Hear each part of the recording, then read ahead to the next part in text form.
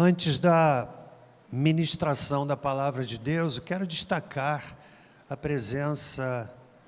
presenças aqui da Renata, o Jorge também está aqui. O Jorge, não?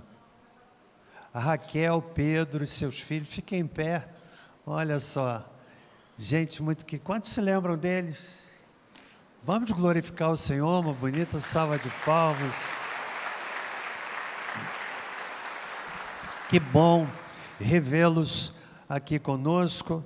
Obrigado pelo queijo mineiro, viu, que vocês trouxeram. Estou saboreando, muito obrigado, tá? Deus abençoe. Meus irmãos, nós começamos, domingo retrasado, uma série de reflexões intituladas Bênção de Falarmos a Mesma Língua. E hoje nós vamos avançar um pouco mais. Estamos analisando a primeira carta de Paulo aos Tessalonicenses, no capítulo 1. O nosso desejo é de que nós caminhemos na mesma visão. Aqueles que têm acompanhado aqui essa reflexão desde o início, quando nós aprendemos aqui que todo mundo precisa falar chibolete e não cibolete. Pastor, o que é que você está falando? Fica aí a curiosidade para você acessar lá no YouTube e ver a palavra que nós demos naquela ocasião.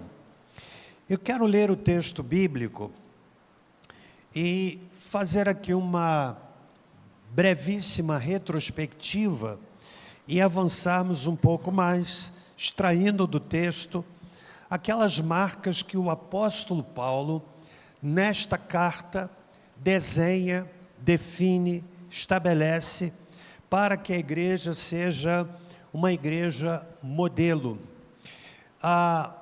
Nós acabamos de cantar aqui, falando da volta de Cristo. Ninguém é obrigado a crer que Jesus vai voltar, ninguém é obrigado. Aliás, do ponto de vista espiritual, coisa alguma pode ser obrigada, é devoção.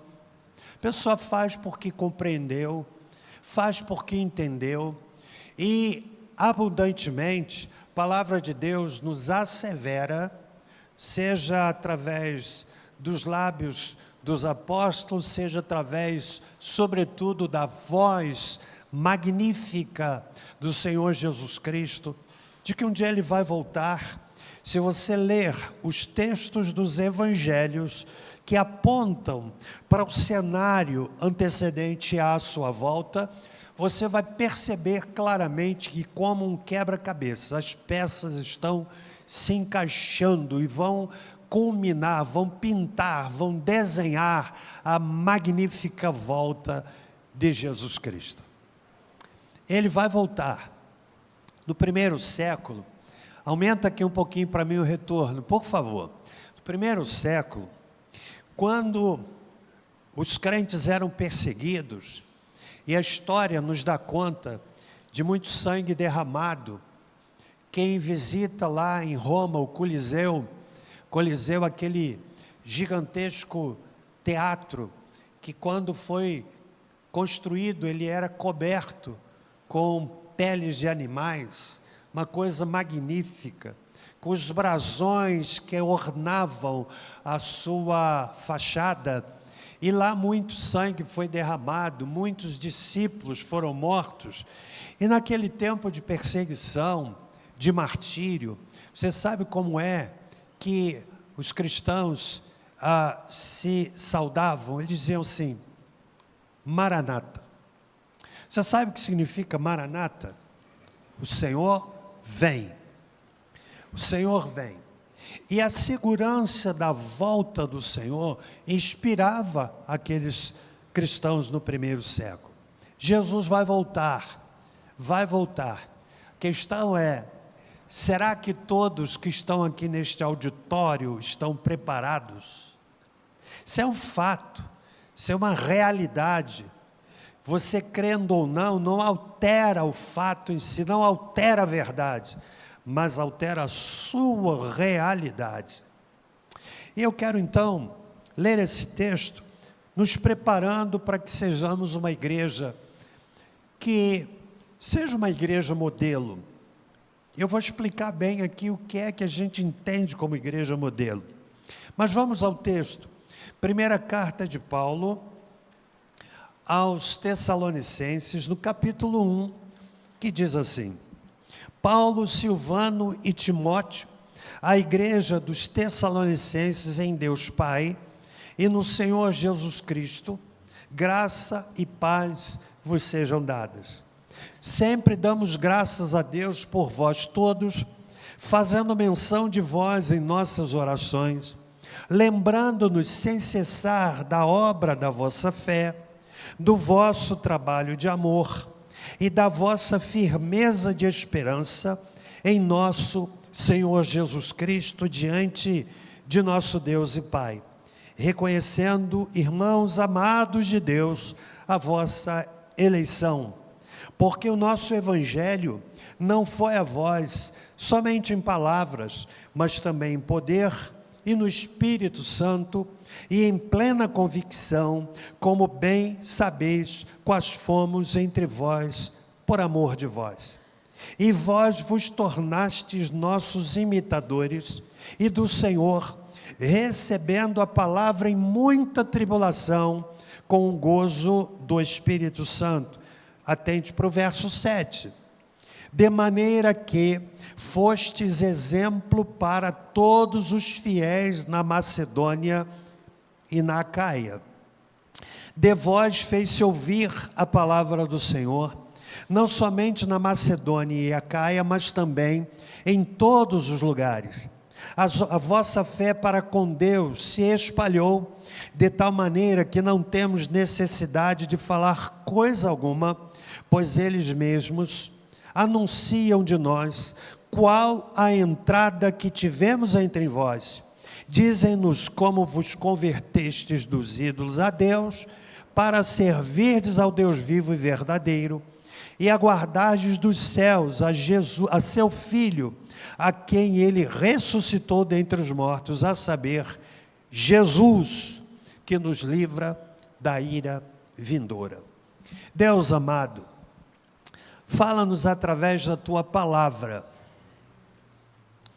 Humildemente pedimos que o Espírito Santo fale aos nossos corações, que todo bloqueio, que toda distração, que todo preconceito, que toda barreira, que tudo seja posto por terra, e que a palavra do Senhor nos fale nesta manhã. Usa o teu servo, em nome de Jesus. Amém.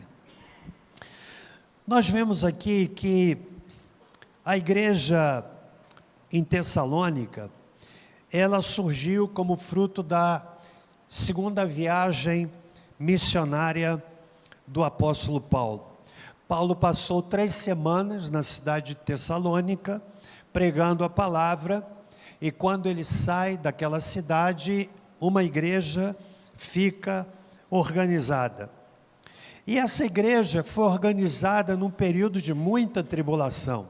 Aí no versículo 6, por exemplo, o apóstolo Paulo fala que a igreja, ela nasceu, ela foi gerada no meio da tribulação, no meio da dificuldade, no meio do embate. Nasce aquela igreja. E agora o apóstolo Paulo escreve essa carta, esta epístola para aquela igreja, e faz a ela um elogio magnífico, dizendo que aquela igreja se tornou exemplo, se tornou modelo. A palavra que aparece traduzida aí no versículo 7 como exemplo, ou numa outra tradução, modelo, é uma palavra grega usada para descrever o selo que marcava a cera, ou o timbre que cunhava as moedas. Ou seja, cópia, imagem, padrão, arquétipo, é o que Paulo diz daquela igreja, chamando-a de igreja modelo. Quando eu falo aqui, irmãos, nessa intenção de falarmos a mesma língua, de nos tornarmos uma igreja modelo, como a igreja em Tessalônica. Isso não tem a ver com a beleza do templo, que coisa maravilhosa. O Senhor Deus nos dá a graça de, numa cidade que não é rica, numa cidade que não tem tantos recursos, vivenciarmos o milagre de Deus na compra deste terreno, na construção desse prédio, na compra do terreno ao lado, nas edificações que estamos fazendo. Você que nos visita, se tiver oportunidade, vá lá conhecer o nosso jardim de oração, um lugar de quietude, de oração. Mas eu quero dizer para você que não é isso que faz a igreja modelo. Não é isso. Isso aqui é prédio. A igreja pode viver sem prédio. Por muito tempo, nós nos reunimos lá na rua Paulo de Fronten, número 279, no espaço alugado, diminuto, pequeno, 11 metros de comprimento, 7 metros de largura, e a igreja se reunia lá. Mas Deus, por sua infinita misericórdia, nos deu visão. Mais adiante eu vou lhes dizer que quando a visão é de Deus, a provisão não falta. E nós viemos para cá, compramos esse terreno, construímos. Aqui na cidade, você sabe que a nossa igreja tem fama de ser igreja de rico. Não é verdade. Eu até preciso corrigir que há um tempo atrás eu disse que a nossa igreja é pobre. Não é pobre, ela não é rica. Mas se nós formos ao estacionamento, e daqui eu estou vendo lá em frente, estou vendo carros estacionados, então o estacionamento diz que a igreja não é igreja pobre, mas não significa dizer que seja uma igreja rica. Não é isso que faz a igreja modelo. O que eu quero nessa manhã, avançar um pouco mais, é extrair do texto. Nesse desenho magnífico que o apóstolo Paulo faz, que o levou a olhar para a igreja em Tessalônica e dizer: vocês se tornaram exemplo, modelo para todos os fiéis na Macedônia e na Acaia. E é óbvio que para nos tornarmos modelo, exemplo, todos nós precisamos falar a mesma língua. O alvo da igreja precisa estar na ponta da língua, desde as crianças até os mais idosos. Todos nós precisamos falar a mesma língua. Na semana passada, a gente fez até um pequeno exercício. Eu pedi que o auditório olhasse cada um para um ponto aqui desse prédio. Uns olharam para cá, outros olharam para cima, outros olharam para o púlpito, outros olharam para o lado esquerdo. E foi uma cena muito interessante, porque os olhares estavam voltados cada um para um lado. Depois eu pedi, agora todos vamos olhar para esse lado. E todo mundo olhou para o mesmo lado e todo mundo viu a mesma coisa. Você sabe o que é falar a mesma língua? É quando a igreja olha todo mundo para o mesmo lado. Todos querem fazer e ser uma igreja modelo. Estão comigo até aqui? Então nós vamos avançar um pouco mais. E eu disse semana passada que uma igreja modelo é uma igreja operosa na sua fé. Paulo fala isso aí da igreja em Tessalônica, no verso de número 3. Lembrando-nos sem cessar da obra da vossa fé. Ou seja, uma coisa é a fé para a salvação. É aquela que leva a pessoa a compreender que precisa de Jesus. É quando o Espírito Santo atua no coração da pessoa e tira o véu que lhe cobre a mente. É quando o Espírito Santo desmonta convicções equivocadas à luz da Escritura, da Palavra de Deus. Então o indivíduo entra no reino de Deus, ele é salvo pela fé. Mas há um outro tipo de fé, é a fé que nos permite andar no reino de Deus. Paulo olha para esta igreja exalta, destaca, se lembra e é motivo da sua oração quando ele diz: ou da obra da vossa fé. Tiago, na epístola que é a mais antiga do Novo Testamento, é a epístola de Tiago, não sei se você sabe, não está no texto sagrado de Tiago, mas a tradição cristã chamava Tiago de Tiago joelho de camelo. Você sabe por quê? Porque Tiago era um homem de oração. Homem de oração. E Tiago diz que assim como o corpo sem espírito é morto, assim também a fé sem obras é morta. Paulo olha para a igreja de Tessalônica e diz: olha, eu estou aqui me lembrando da vossa obra de fé. É aquilo que a igreja fazia como resultado da sua fé. A fé é imaterial, não é tangível, não é palpável. A fé se torna tangível e palpável a partir daquilo que alcança o nosso coração, chega às nossas mãos e pés e se transforma em ação, sobretudo ação que abençoe pessoas. Então nós falamos sobre isso semana passada. A igreja modelo não é aquela que fala, mas aquela que faz. A fé produz obras, a fé sem obras é morta. Vamos ler juntos o texto? Assim também a fé, se não tiver obras, porque assim como o corpo sem espírito é morto, assim também obra de fé, trabalho ativo efetuado por fé. E hoje eu quero começar, nesses próximos minutos, explorando um pouco mais o texto. Pausa para aquela pergunta de praxe. Estão comigo até aqui? Queremos olhar todos para o mesmo lado? Olhe para mim aqui, irmão. O mundo geme por sentido para a vida. Quantas pessoas com um vazio gigantesco dentro do coração. Gente que tem coisas, não tem preocupações financeiras, mas tem um vazio no coração. E esse vazio leva a pessoa a buscar de toda forma, preenchê-lo de toda maneira.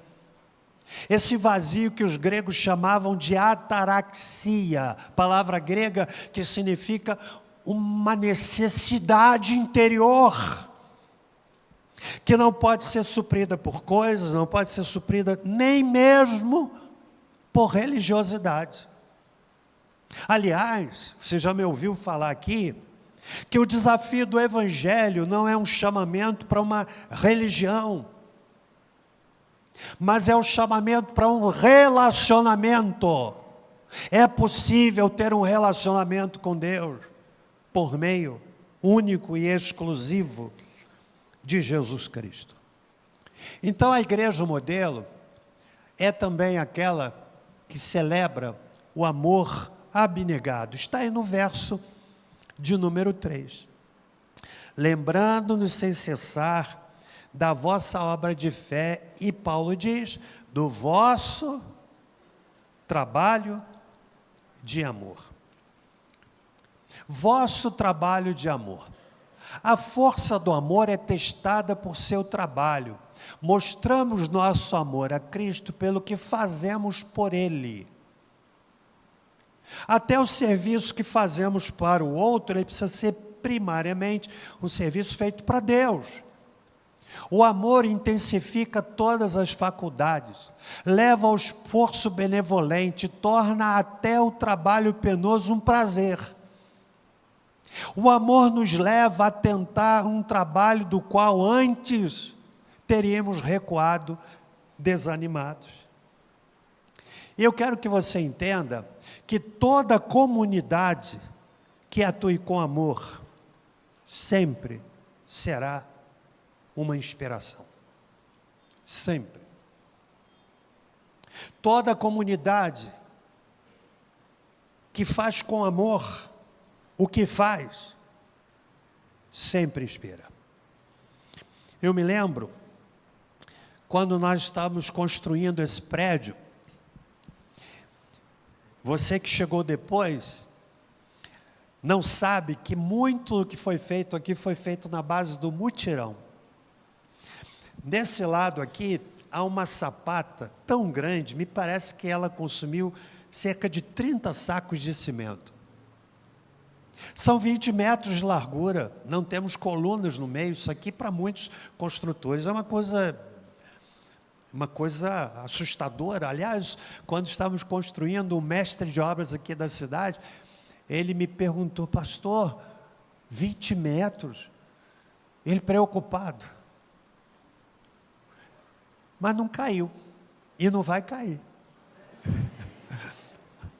Ele não vai cair. Mas muita coisa feita com mutirão.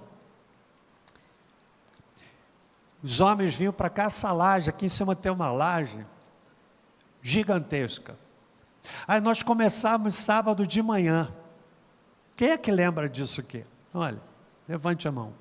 Uau, poucas pessoas. A fila está andando.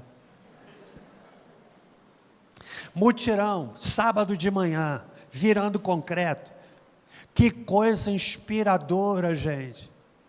Estávamos aqui trabalhando, quebrando pedra. Foi ali que eu conheci um martelo gigante chamado Sexta-feira. E eu, marinheiro de primeira viagem, vi uma pedra grande, vi aquela marreta, você mole. Sexta-feira, me dá que essa sexta-feira. E eu enchi o peito, eu queria impressionar minhas ovelhas. Lê do engano.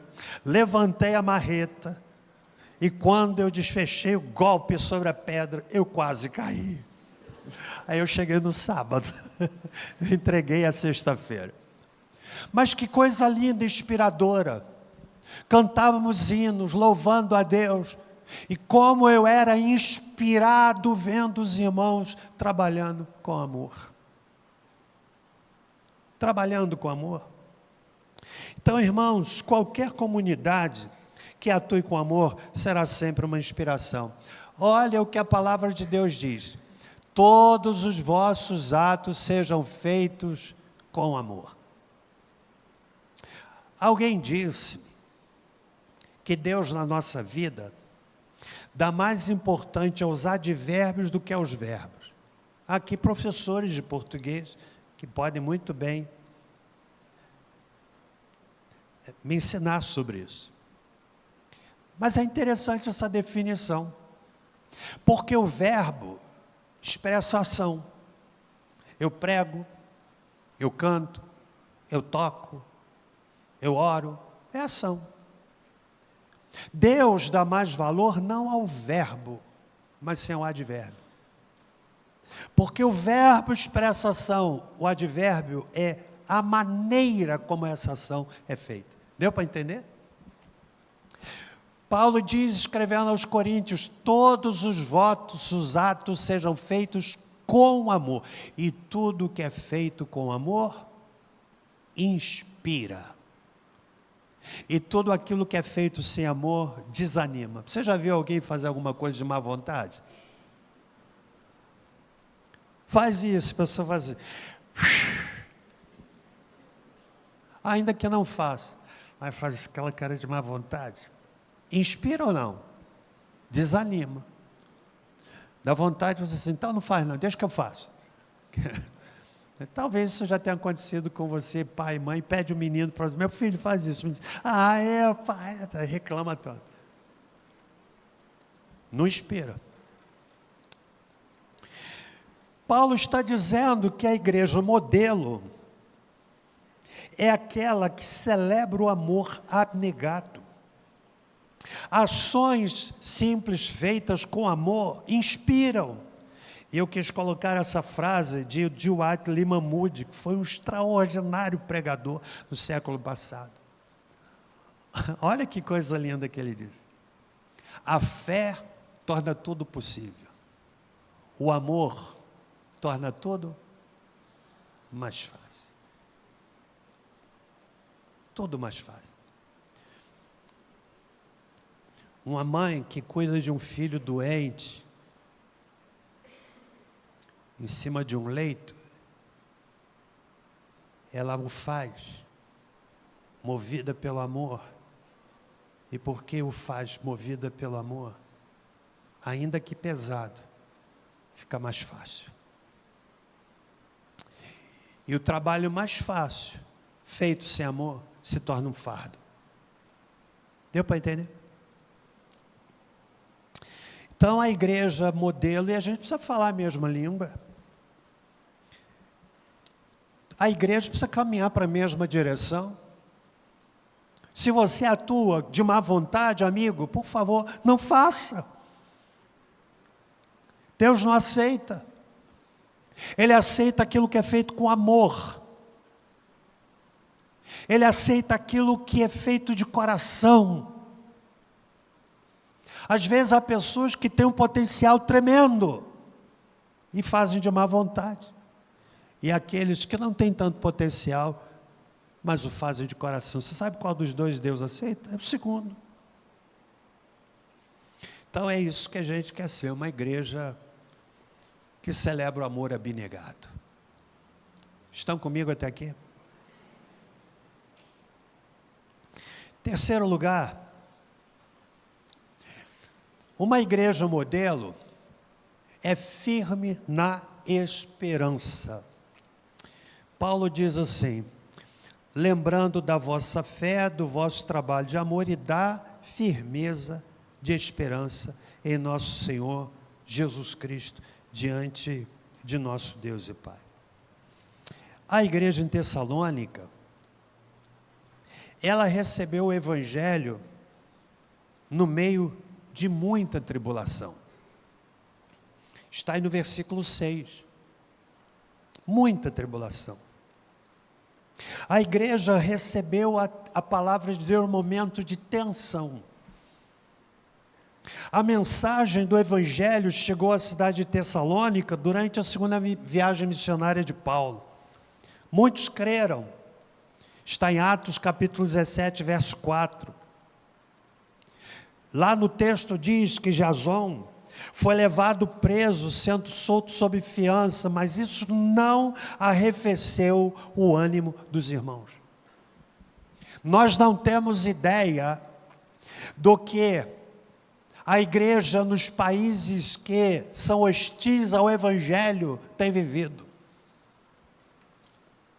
Você não tem ideia do que os nossos irmãos têm vivido lá na Coreia do Norte, fechadíssima para o Evangelho, e em outros países hostis à fé evangélica. Fé evangélica é fé do Evangelho, não é fé de uma denominação. E eu aprendo uma coisa muito importante, que sementes lançadas no solo da tribulação florescem com mais segurança. Sementes lançadas no solo da tribulação florescem com mais segurança. Meus irmãos, por causa da sua esperança paciente, que Paulo se refere, sua esperança de salvação em Cristo foi severamente provada por aflições, perseguições e inúmeras tentações, mas não foi extinta. Nós temos vivido no nosso país um crescimento do segmento chamado evangélico assustador. Mas isso não me impressiona, porque pode ser que seja um crescimento por adesão e não por conversão. Se vier uma perseguição, eu suspeito que muitos vão desanimar. É difícil ter esperança em meio ao desânimo. Foi assim com José na prisão, com Davi nas montanhas de Judá. com os judeus na Caldeia. E por causa, irmãos, mas a graça de Deus supriu a necessidade daqueles irmãos. Então, uma igreja modelo é aquela firme na sua esperança. Você está entendendo? E eu quero fazer uma pausa breve aqui para citar aqui o que diz o verso 4. No versículo 4, Paulo diz assim: reconhecendo, irmãos amados de Deus, a vossa eleição. Poucas doutrinas na palavra de Deus deram causa a tanto calor e tão pouca luz como a doutrina da eleição ou da predestinação. Ela vem dividindo há séculos os estudiosos das Escrituras, e os teólogos têm o hábito de se classificarem com base na interpretação dessa doutrina. Aqueles que dizem: eu sou calvinista, predestinação. Ou então aqueles que dizem: eu sou arminiano, eu creio no livre-arbítrio. Eu não vou me deter nesse assunto, mas apenas lhes dizer o seguinte: que não faz sentido perdermos energia em cima de um tema que abre espaço tanto para uma quanto para outra convicção. A tendência da Igreja Batista é pelo arminianismo, crermos no livre-arbítrio, que o indivíduo é livre para escolher. Mas há irmãos que creem no calvinismo. Então nós não podemos nos dividir em torno desse assunto. Há grandes teólogos e pregadores que se alinham tanto com uma quanto com outra visão. Por exemplo, Ashbel Green Simonton, que foi o fundador da Igreja Presbiteriana no Brasil, morreu em São Paulo com 34 anos, era calvinista. Charles Spurgeon, um dos maiores pregadores de todos os tempos, era um pastor batista e era calvinista. George Whitefield, inglês, anglicano, era calvinista. John Piper, batista e calvinista. Jonathan Edwards, congregacional. A figura de Jonathan está intimamente ligada à literatura inglesa. Um homem de uma capacidade extraordinária, era calvinista. Russell Shedd, saudosa memória, pastor batista, era calvinista. E antes que alguém se apresse dizendo: está vendo, então eu vou ser calvinista, eu quero lhes dizer e apresentar alguns grandes homens de Deus que eram arminianos. Charles Wesley, fundador do metodismo, arminiano. Dwight Lyman Moody, evangelista, batista, arminiano. O irmão de Charles, John Wesley, metodista, arminiano. O que é arminiano? Crê no livre-arbítrio, que o indivíduo é livre para escolher.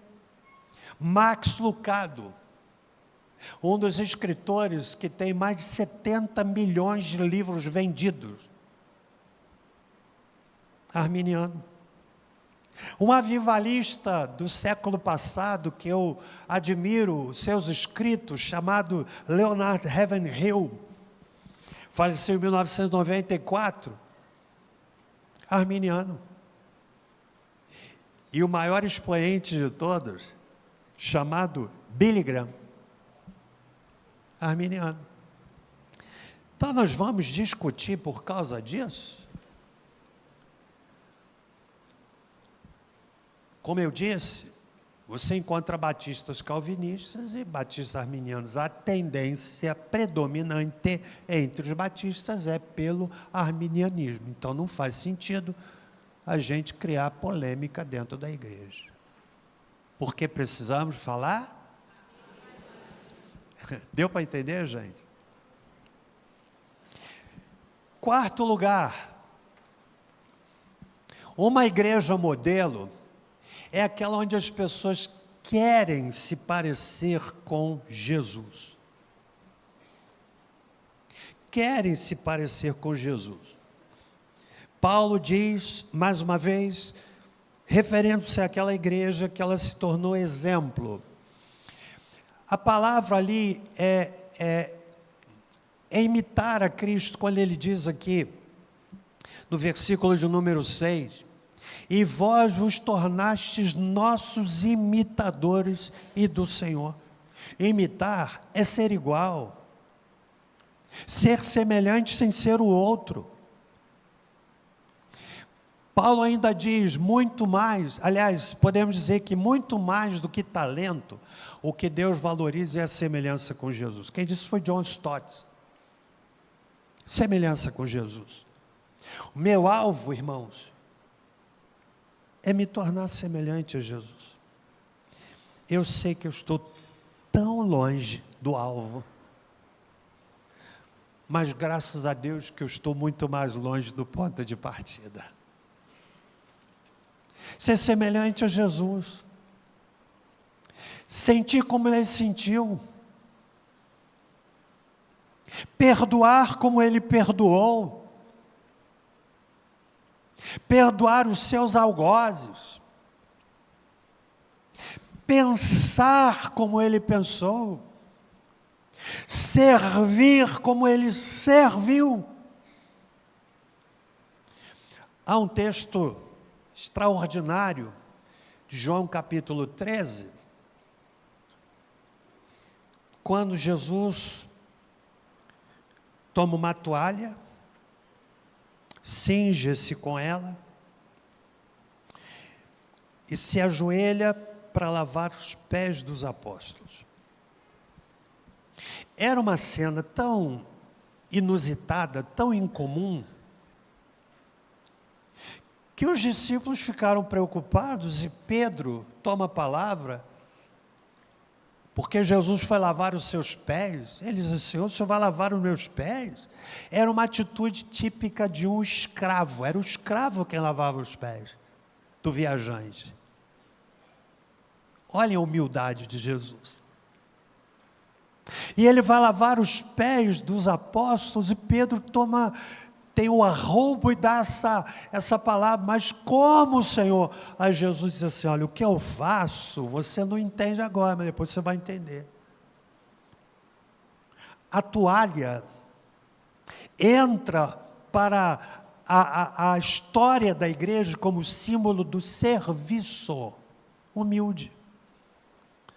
Agora pensa bem, quantas pessoas são tão orgulhosas, né? Você sabe por que as pessoas têm dificuldade de pedir perdão? É por causa dessa coisa chamada, o quê? Você é orgulhoso? Tem gente que diz: eu não sou orgulhoso não. Graças a Deus que eu não sou orgulhoso. É assim. Ele ensina a humildade. O seu alvo, o seu paradigma, o seu modelo, o meu modelo, é de me tornar como Jesus. Eu sei que eu estou longe do alvo, mas repito, estou longe, muito mais longe do ponto de partida. Já falei para você aqui, vale repetir, o pico mais alto do mundo é o Everest, mais de 8.600 metros de altitude. A altitude foi redefinida por uma equipe chinesa que chegou lá no pico do Everest. Muitos já morreram tentando, inclusive há um brasileiro cujo corpo está lá, que não tem como ser resgatado. é um frio exorbitante. E tem uma história muito interessante de um camarada, lá no início do século XX, primeira ou segunda década do século XX, século passado, que se casou, e ele disse para a esposa: eu vou conquistar o Monte Everest. E levou uma carta e disse que ia deixar aquela carta lá no Monte Everest e ia voltar para sua esposa. Isso é fato real.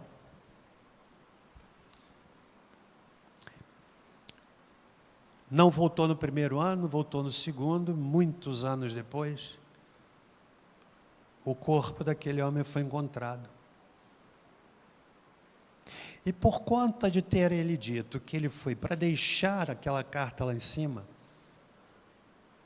quando seu corpo foi achado, sem a carta, você sabe qual foi a conclusão? De que ele de fato conseguiu chegar lá. Morreu na volta. Não se tem como provar, mas uma coisa é certa: morreu tentando.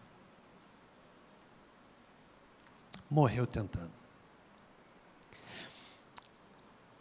A igreja que é modelo é onde cada um dos seus membros tem o desejo de se parecer com Jesus. Olha para mim, irmão. A honra de Cristo foi confiada à sua igreja. Onde quer que você for, e onde quer que você vá, você está levando a honra de Cristo.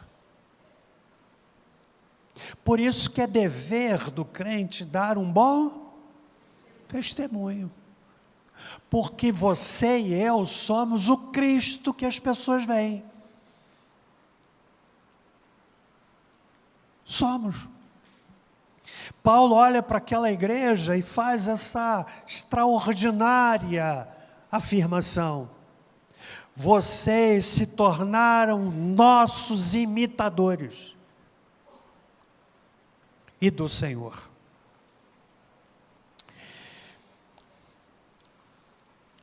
A igreja onde seus membros desejam se parecer com Cristo sempre será modelo.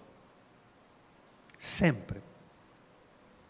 E aqui reside a origem de tantos problemas na igreja, que exigem disciplina. É porque as pessoas não estão buscando se parecer com Jesus. Não estão. Para ser sincero, há muito mais semelhança com o mundo do que com as coisas de Deus. Não faz diferença. Não tem diferença. Tem a mesma linguagem, chula, tem o mesmo comportamento inadequado, frequenta ambientes inadequados para um cristão. Mas não faz diferença. Eu creio pessoalmente, irmãos, que o cristianismo raiz, o evangelho de Jesus, que fala de pecado, que o homem precisa se arrepender, ele não assusta as pessoas, ao contrário. Ao contrário. Olha o que Paulo diz, 1 Coríntios 4,16, vamos ler juntos? Admoesto-os, portanto, aqui, Paulo está dizendo assim: eu quero que vocês me imitem. Que autoridade. Às vezes a gente diz assim: não olha para mim não, olha para Jesus. Não é isso que Paulo está ensinando. Não é isso. Mais adiante ele diz: sede meus imitadores como eu sou de Cristo. Faça um checklist pessoal. se veja no espelho da Bíblia. Você se parece com Cristo?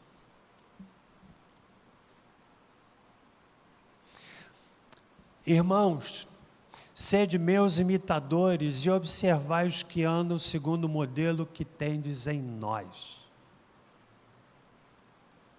Modelo que tendes em nós. Gente que dá exemplo. Caminhando para o fim. Amém, igreja? Amém. Uma igreja modelo é movida por uma visão. Verso 8. Paulo diz assim: de vós fez-se ouvir a palavra do Senhor. O que move uma igreja à evangelização é a visão. É a visão.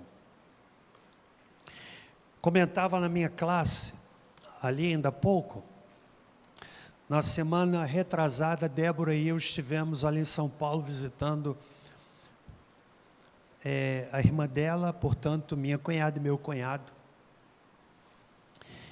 Ficamos um dia e meio, fomos segunda, voltamos quarta, e na terça-feira, eu disse, vamos lá no Bom Retiro, José Paulino. Quem é que conhece? Você já esteve lá, né? Então eu fui lá conhecer José Paulino, Bom Retiro. Shopping a céu aberto. Passamos próximo a Cracolândia. Meu irmão, a Cracolândia é uma lixeira humana. Foi tão forte a cena que eu vi ali. Homens, mulheres, jovens, idosos, confinados, numa sarjeta mal cheirosa, os policiais que ali estavam com máscara, porque o cheiro, o odor é um odor terrível, de fezes, com suor, com sujeira. E eu vi aquelas pessoas e eu pensei assim, meu Deus, um dia aqueles homens foram bebezinhos, abraçados, acariciados, beijados. Mas por causa da maldição das drogas, chegaram ao fundo do poço. Eu contei uma cena ali para os meus alunos, que eu não vou contá-la aqui. Mas eu estou fazendo a referência a isso, para lhe dizer, você sabe, muitos aqui sabem, que a Cracolândia, pessoa que usa crack, ela entra numa estrada sem volta. Eu já vi relatos de médicos, de médicas, de empresários, advogados, gente que começa usando pouco. Eu fico triste quando ouço que agora pode usar maconha em casa. Vá perguntar para uma esposa cujo pai se tornou viciado nas drogas, começa com um pouquinho e chega à estrada tenebrosa que não tem volta. É degradante. Eu sei que você já ouviu falar que aquele movimento, aquela situação inspirou um dos trabalhos missionários, missões urbanas mais fortes no país,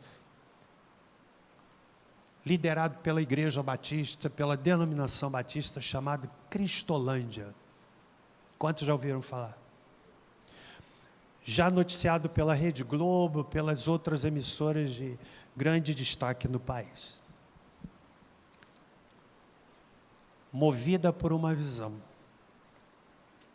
de olhar para aqueles homens e mulheres tão valiosos. Como eu disse, eu fiquei tão chocado com aquilo, gente, porque eu fui na internet para ver a imagem. E a imagem da internet é aquela que a gente vê lá, mas ver na internet é uma coisa, ver ali em loco é outra. Eu até, enquanto Débora e a irmã andavam, eu vou lá conhecer de perto. E fui. A mais ou menos uns 100 metros, eu perguntei a um moço que trabalha por ali, perguntei assim: moço, é arriscado ir até ali? Ele falou assim: se fosse o senhor, não ia não. E o que eu fiz? Eu voltei. A pessoa quer dizer que eu fui até lá? Tinha necessidade. Mas eu voltei de lá tão chocado, eu pensei: meu Deus, talvez esteja ali é o filho de alguém. Uma mãe que deve estar chorando por ver aquele filho naquele estado. É o marido de alguém. Eu fiquei pensando, aqueles homens e mulheres tão preciosos. Eu pensei: gente, é alguém que um dia foi agasalhado com um bebezinho, que foi acariciado. A visão da igreja faz dela um exemplo. E o que é a visão? É ter um olhar para fora de nós, é ir longe. O que é a visão? É uma fotografia positiva do futuro preferível, é uma imagem do que você deseja fazer, é uma estaca fincada no seu futuro. É visão.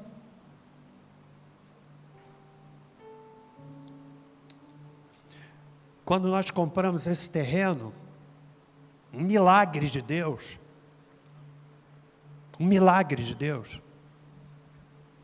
começamos a fazer o projeto, igreja pequena, trabalhando muito, bazar, cantina na exposição, e foi uma coisa tremenda. O trabalho em amor, Deus abençoou. E eu me lembro, o antigo Cine Brasília, onde hoje é a Igreja Universal do Reino de Deus. Eu fui convidado para falar numa formatura da antiga FERP. Estava lá na primeira fileira, era uma sexta-feira, final de tarde. As formaturas aconteciam lá. Eu estava sentado lá na primeira fileira, enquanto aguardava o início da celebração, na qual eu seria um dos palestrantes. Eu olhei para trás, olhei desse lado assim, e eu vi, como se eu estivesse numa igreja. Eu vi gente chegando, foi assim, fração de segundos. Eu senti cheiro de tinta. Não se assuste, mas eu fui engravidado no coração. Eu senti cheiro de tinta, gente. Sacudi a cabeça, começou a cerimônia, o tempo passou. Agora olha o mistério. A visão. Quando nós inauguramos esse prédio, pintado, eu estava daquele lado ali.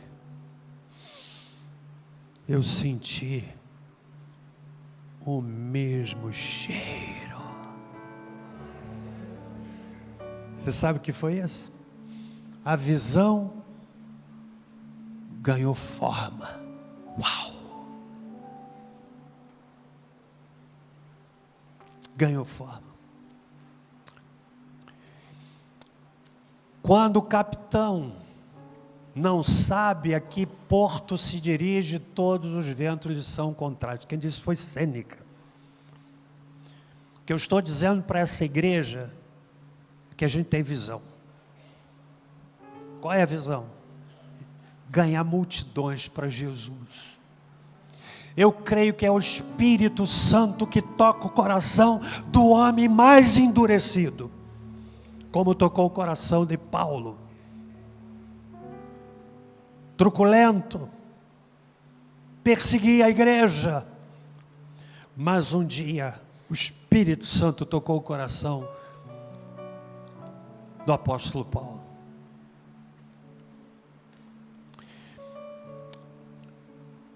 Visão é um retrato do futuro que produz paixão nas pessoas. Retrato do futuro que produz paixão.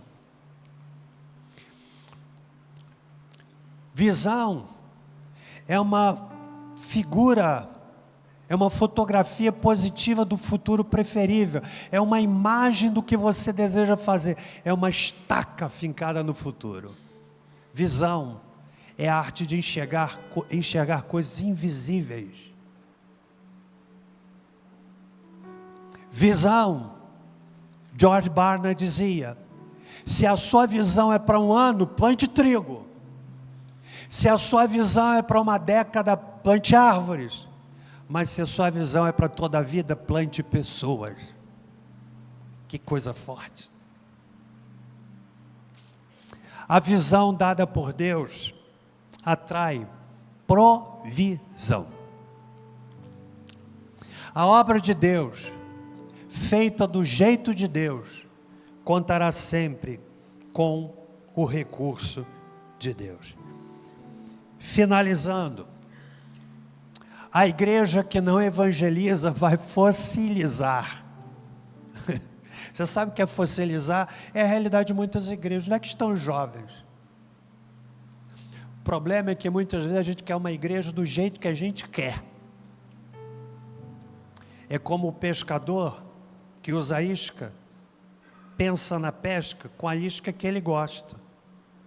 Seria mais ou menos o seguinte: pensa no pescador que diz, eu vou pescar, eu gosto de picanha. Eu vou colocar picanha na minha pesca. Dá certo?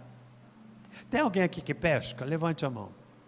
Levante bem alto a mão. Você pesca, né? Você coloca a isca que o peixe gosta. Não é verdade? E eu gosto dessa frase de Oswald Smith, que foi pastor lá no Canadá. A igreja que não evangeliza vai fossilizar. Você quer uma igreja fossilizada? Sim ou não? Sim ou não? Eu quero uma igreja que não fossiliza. A única geração que pode atingir essa geração é a nossa geração. Em Tessalônica, cada crente era um missionário. A vossa fé para com Deus se espalhou. Tinha uma fé altamente contagiante. A vossa fé para com Deus se espalhou. Vamos ficar em pé. É uma bênção quando nós falamos a mesma língua. Eu estou dizendo para os irmãos qual é a visão, o que é que a gente quer ser como igreja. Mas isso não será possível como resultado do esforço de um. O mundo carece de Jesus. Nós temos falado aqui da visão celular. A célula é a forma mais eficaz de alcançarmos pessoas, porque há pessoas que têm preconceito de crente. Você sabia disso? Tem gente que olha para o crente e pensa que todo pastor é ladrão. Porque, infelizmente, uma minoria tem dado essa imagem. A pessoa olha para a igreja e pensa assim, lá todo mundo vai cair endemoniado. Tem preconceito. Mas não tem preconceito de ir na casa de um amigo, que o convida e diz assim, vai até lá em casa, a gente tem um encontro para estudar a Bíblia, para orar. Aí a pessoa vai, e o Espírito Santo toca. Vamos caminhar na mesma visão, sim ou não, igreja? Quantos topam esse desafio? Amém? Como eu disse domingo passado, venha para o olho do furacão.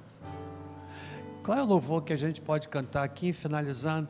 A igreja, aquela que a igreja não parou, né? E a gente vai orar encerrando o culto. Passei 3 minutos, mas você não vai se aborrecer, porque você veio para uma igreja, você não vai sair daqui com raiva do pastor. Nós vamos cantar esse louvor, finalizando o culto. Quantos foram abençoados nessa manhã?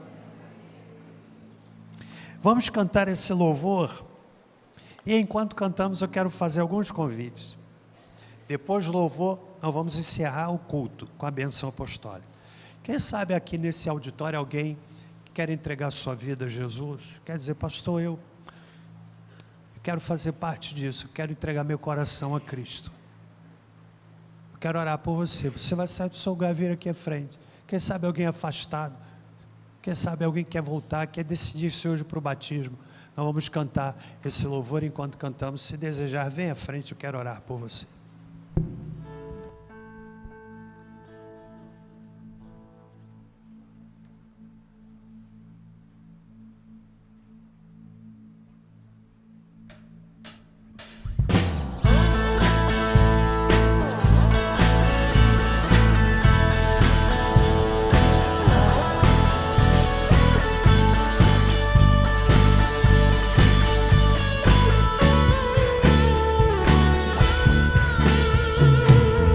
Pressionados, mas não desanimados, perplexos, mas não desesperados,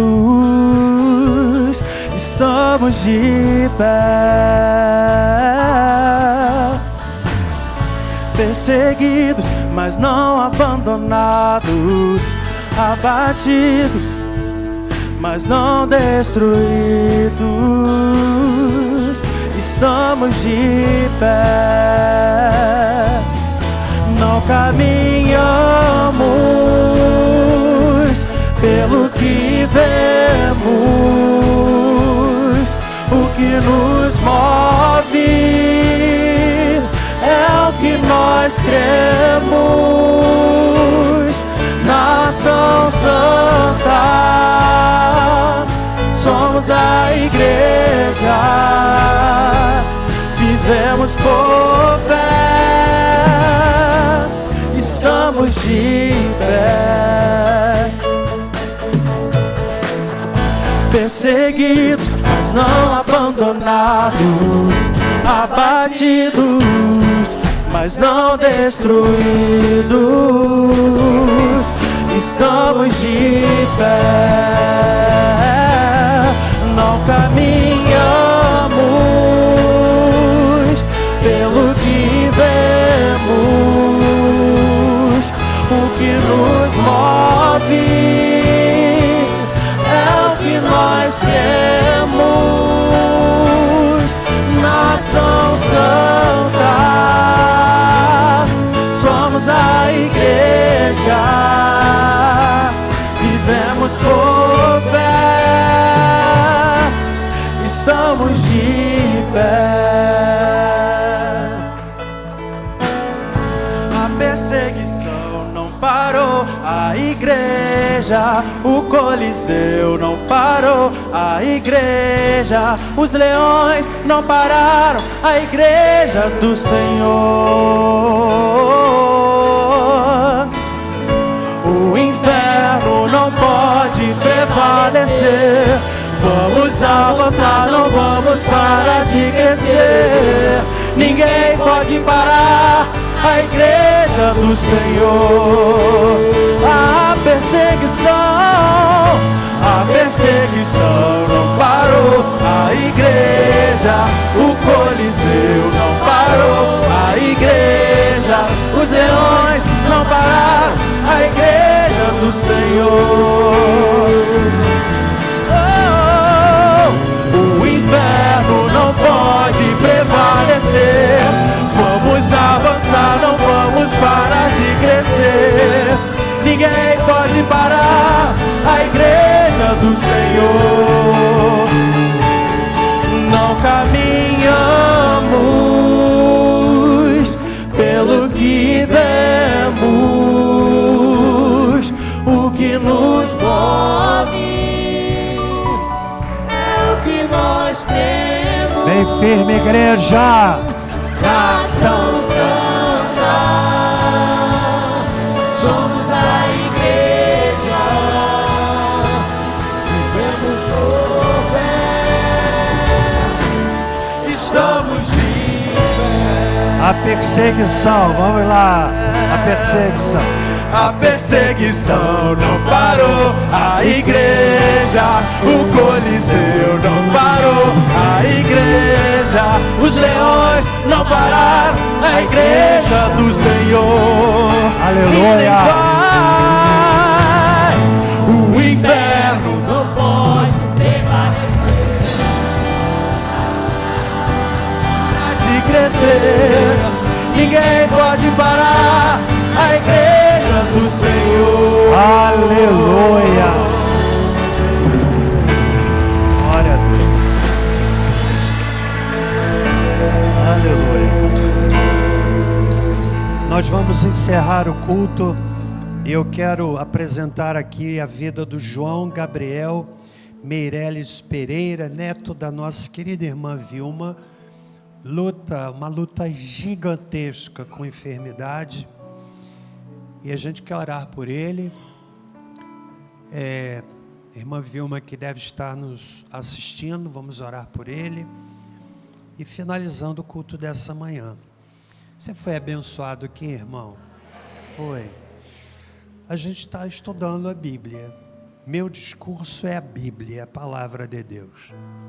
Senhor, muito obrigado pela oportunidade de estarmos reunidos para estudarmos a Tua Palavra, aprendendo com a igreja em Tessalônica, uma igreja exemplar, uma igreja modelar, e que, inspirados pelo que o apóstolo Paulo identificou naquela igreja, nós busquemos juntos falar a mesma língua, caminhar para a mesma direção e sermos o que aquela igreja foi.